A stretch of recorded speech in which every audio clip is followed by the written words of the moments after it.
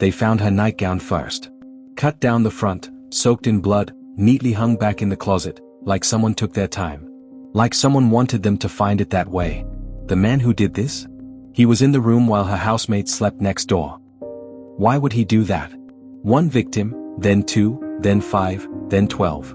Then, police stopped counting. Because they didn't know if the bodies they were finding belonged to the girls who'd been reported missing, or to the ones nobody had reported yet. And while detectives dug up corpses in the mountains, women sent him fan mail. Marriage proposals, love letters, to a man who'd just defended himself in court by cross-examining a woman he'd tried to kill. His name was Theodore Robert Bundy. And here's what keeps me up at night: he wasn't caught because investigators outsmarted him. He was caught because he got bored with just killing. He wanted to see if he could defend himself in court. If he could make a jury fall in love with him. If he could escape from prison, twice. And after that second escape? 4 women dead in one night. Because freedom wasn't enough, survival wasn't enough, he needed more. So ask yourself, if a man can murder 30 women, maybe 100, and still convince people he's the victim, what does that say about the rest of us? What if I told you that the moment you feel safest is exactly when you're in the most danger? What if the person offering help is the one you should run from? And what if you can't tell the difference? This is the story of the man who proved that evil doesn't hide in the shadows. It hides in plain sight. Smiling, charming, asking if you need a hand. And by the time you realize what's happening, it's already too late. November 8, 1974. Carol D'Aranch was 18. She just bought a birthday present at Fashion Place Mall in Utah. Walking to her car, fumbling for her keys, thinking about dinner. Normal. Safe. She had no idea the next 20 minutes would decide whether she lived or died. "Excuse me, miss? I'm Officer Roseland. Someone tried to break into your vehicle." He showed a badge. Spoke calmly. Asked her to come with him to identify what was stolen and file a report. "What would you do?" She hesitated. Something felt off. But he had a badge, he was polite, he seemed legitimate, so she got in. That's when the fear started. He wasn't driving toward any police station. The streets were getting darker, more isolated. Carol asked questions, he didn't answer. Just kept driving, faster now. And then he pulled over. He lunged, handcuffs snapped around one wrist, she screamed, he reached for a gun. And Carol D'Aranch made a choice that would save her life and expose one of history's most prolific serial killers. She fought back. She threw herself out of the car onto the highway. Tumbling, bleeding, one handcuff still dangling from her wrist. But alive. Alive. Carol D'Aranch became the only woman who escaped Ted Bundy and lived to identify him. But here's what haunts her to this day: she wasn't his first victim that night, she was just the only one who got away. Let's go back. Because the man Carol escaped didn't start in Utah. He started in Seattle. And for 2 years before that night, young women had been disappearing like ghosts.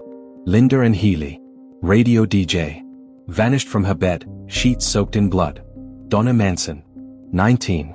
Left a jazz concert, never arrived home. Susan Rancourt. Walked out of her dorm to see a movie, disappeared. Roberta Parks, Brenda Ball, Georgianne Hawkins. All of them, young, beautiful, long dark hair parted down the middle. All of them, gone. By summer 1974, police knew something horrifying was happening. But they had no suspect, no witnesses, no bodies, just absence. Until July 14th. Lake Sammamish State Park. 40,000 people, a perfect summer Sunday. Among them, Janice Ort, 23, newlywed. Denise Naslund, 19, celebrating with her boyfriend. Both just enjoying life. Both dead by sunset. But this time, finally, there were witnesses. Woman after woman reported the same thing. A handsome man, arm in a sling, struggling with a sailboat. "I'm Ted," he said. "Could you help me for just a minute?" Most said no. A few walked partway to his car before something, instinct, intuition, fear, made them turn back. Janice Ort said yes. Witnesses saw her leave with him, smiling, helpful. 4 hours later, Denise Naslund vanished from the same park. Their remains were found months later in the mountains, together. Discarded like trash. This is what evil looked like. Not a monster, not a creep lurking in shadows, a law student, a crisis hotline volunteer, a political aide who worked on campaigns and was commended by police for stopping a purse thief. The man everyone trusted. Detectives were drowning in evidence that led nowhere. Until Carol D'Aranch's escape. She gave them a description. A name, Ted. A vehicle, tan Volkswagen Beetle. And when they showed her a photo lineup, that's him. August 16, 1975. 2:30 a.m. Utah Highway Patrol pulled over a Volkswagen driving suspiciously through a neighborhood. The driver fled. Then stopped. His name, Theodore Robert Bundy. And in his trunk, a kidnapping kit. Handcuffs, ice pick, ski mask, rope, crowbar. Bundy claimed they were burglary tools. Police knew better. March 1, 1976. Ted Bundy was convicted of attempted kidnapping. Sentenced to 15 years. Case closed. Or so they thought. Because while Bundy sat in prison, detectives across 4 states started comparing notes. And they realized something that turned their blood cold. The disappearances didn't start with Carol D'Aranch. They went back years. Across multiple states. Dozens of women. All connected by one man now sitting in a Utah prison cell. And he was just getting started. June 7, 1977. Bundy was in Colorado facing murder charges. But he was acting as his own lawyer, which meant access to the courthouse law library. Alone. Unshackled. And during a recess, while guards waited outside, he jumped from a second-story window and vanished into the Rocky Mountains. For 6 days, helicopters searched, dogs tracked, police hunted. They found him exhausted, starving, defeated. But he'd proven something terrifying: he could escape. And he would try again. December 30, 1977. While guards celebrated New Year's Eve, Ted Bundy soared through the ceiling of his cell. Squeezed into the crawlspace, dropped into the jailer's empty apartment, changed into civilian clothes, and walked out the front door. By New Year's Day, he was in Chicago. By January 8, Tallahassee, Florida. 1,000 miles from anyone hunting him. Free. Invisible. And hungry. January 15, 1978. 2:45 a.m. The Chi Omega sorority house at Florida State University was quiet. Lisa Levi and Margaret Bowman were asleep in their rooms. Karen Chandler and Kathy Kleiner in another. They'd locked the front door. They felt safe. They weren't. Someone had entered through a back door left unlocked. Room to room, methodical, silent, carrying a wooden club. 15 minutes. That's all it took. By dawn, Lisa Levi and Margaret Bowman were dead, beaten, strangled, violated. Karen and Kathy survived with shattered skulls and broken jaws. The attack was frenzied, brutal, nothing like Bundy's careful abductions. He was devolving. Losing control. But investigators found something Bundy had never left before: bite marks. On Lisa Levy's body.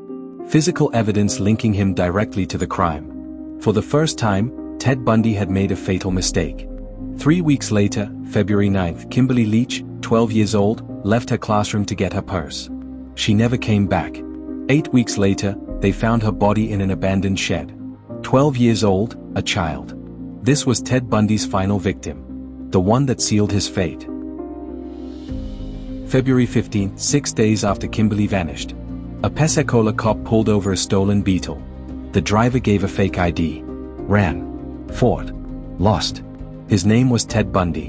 And after years of killing, escaping, evading, he was finally caught.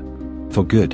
July 1979. The trial became a media circus, one of the first televised in America. Bundy defended himself. Cross-examined witnesses. Flirted with the jury. Smiled for cameras. It was theater. But forensic evidence doesn't lie. The bite marks on Lisa Levy's body matched his teeth. Perfectly. Eyewitnesses placed him at Chi Omega. Fibers connected him to Kimberly Leach. July 24, guilty. The jury took 7 hours.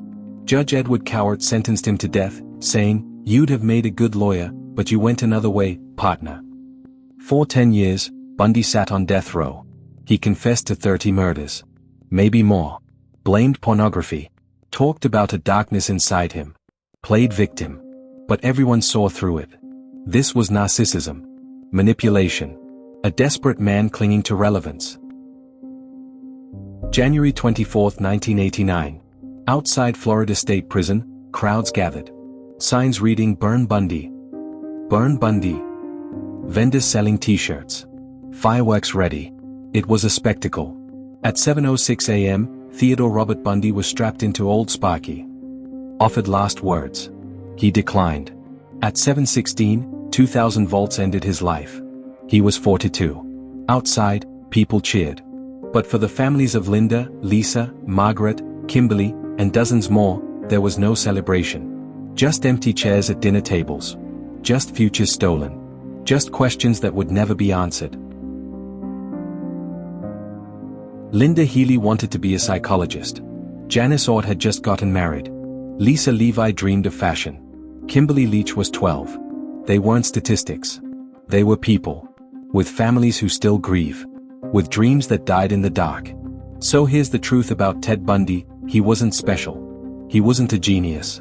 He was a coward who preyed on trust, kindness, and the assumption that someone who looks safe is safe. That's the lesson, that's the warning. Evil doesn't announce itself. It doesn't wear a mask. Sometimes it just smiles and asks if you need help. Thank you for joining us. This has been Crimes and Consequences. Remember their names, not his.